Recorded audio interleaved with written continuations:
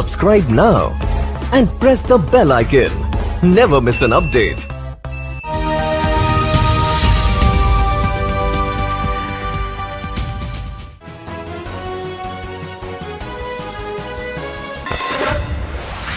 इस वक्त मैं मौजूद मेरठ के हॉस्पिटल देवलोक हॉस्पिटल में। आपको बता दूं मेरठ में हूँ, लगातार आपको दिखा रहे हैं मेरठ के सभी हॉस्पिटलों में किस तरीके से अब कोरोना काल के अंदर वहाँ पर किस तरीके से ट्रीटमेंट किया जा रहा है, पेशेंटों को किस तरीके से रखा जा रहा है और किन किन पेशेंटों को लिया जा रहा है और किन किन पेशेंटों को मना किया जा रहा है। क्योंकि आपको बता दूं लगातार आदेश बार बार जारी होने, तरह तरह की जो गाइडलाइन जारी हो रही थी, अब डॉक्टरों को भी उसी के साथ साथ चलना पड़ा, उन्हीं शर्तों पर काम करना पड़ा।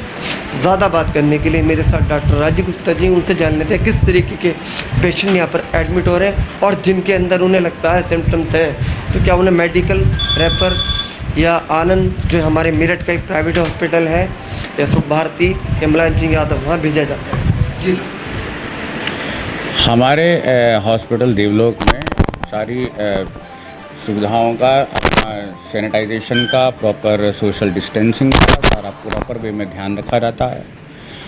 उसके बाद में जो अगर पेशेंट हमारे पास में दिखाने के लिए अधिकांश तौर पर जो आते हैं वो हड्डी से संबंधित पेशेंट हमारे पास में आते हैं। तो सबसे पहले अगर किसी को जरा सी हमें कष्ट दिखाई देता है, किसी को अगर कोई भी कोरोना से संबंधित कोई भी अगर इलनेस दिखाई देती है या फीवर वगैरह या खांसी जुकाम या एनोस्मिया वगैरह दिखाई देता है तो उसको सबसे पहले हर एक पेशेंट का हम ऐसे मरीजों का पहले RT-PCR चेकअप करा करके या कोविड-19 टेस्ट करा करके तभी उसका इलाज, अगर वो पॉजिटिव आता है तो उसको बाहर भेज दिया जाता है और जो भी अपना सरकारी अस्पताल है या प्राइवेट हॉस्पिटल है या आनंद अस्पताल है उसके अंदर रेफ़र कर दिया जाता है। बाकी बहुत जो क्रिटिकल पेशेंट जो होते हैं तो उनमें आप रिस्क नहीं ले सकते क्योंकि कोविड की जांच 24 से 48 घंटे का समय है आने का। तो क्रिटिकल पेशेंट को तो इमीडिएटली आपको उसको देखना ही पड़ेगा। नहीं, ऐसा है कि अगर बहुत इमरजेंसी है, इमरजेंसी पेशेंट को तो आप सबसे पहले देखना का कि मानवता के तहत भी बहुत ज़रूरी है। और अगर हम ये देखते हैं कि उसको वेट कर सकता है, वो इलेक्टिव पेशेंट होता है तो अपना टेस्ट कराने के बाद ही हमारे पास में आता है। उससे पहले हम ना तो पेशेंट को किसी को डील करते हैं ऐसे किसी मरीज को और अपना उसको सही तरीके से अपना गाइडलाइन दे देते हैं उसको कि क्या ऐसे किस तरह से इलाज चलना है। हाँ, हमने सभी मरीजों के लिए टेस्ट कंपलसरी करा हुआ है और जिनका कोई रैपिड एंटीजन टेस्ट है करवा सकता है तो सबसे पहले उसका वो करा लिया जाता है तो अगर जल्दी रिपोर्ट की आवश्यकता होती है और अदरवाइज़ उसको RT-PCR करा करके और तभी उसको डील करते हैं, उससे पहले कोई नहीं करते। बात सर एक लास्ट सवाल मेरा, अगर बात हॉस्पिटल के एरिया की कर ली जाए तो काफ़ी लोगों ने जो है ट्राइज एरिया भी बना दिया है कि जिनके ईमानदार हैं, जो अटेंडेंट हैं वो भीड़ ना लगाएं, तो उसके लिए ट्राइज एरिया भी बनाया हुआ है। पेशेंट को बहुत अच्छी तरह समझाया जाता है कि एक मरीज के साथ में सिर्फ एक ही तीमारदार रहे और भीड़ ना लगाए। बहुत उनको अच्छी शिक्षा भी दी जाती है, कोरोना से संबंधित उनको सारे के सारे वो बातें बताई जाती हैं जिससे अपना भी खुद भी बचाव रखें, अपने घर वालों का, अपने परिवार वालों का, रिश्तेदारों का सबका बचाव रखें। सबको अच्छे ढंग से समझा करके और सबको शिक्षा दे करके तभी भेजा जाता है। सर एक लास्ट सवाल, जो आप हैज़ एक पुराने डॉक्टर है मेरठ के अंदर, तो एक अपनी तरफ से क्या मेरठ के लिए और मेरठ से सभी जो हमारे देख रहे हैं दर्शक उन्हें क्या मैसेज देना चाहिए बचाव के लिए?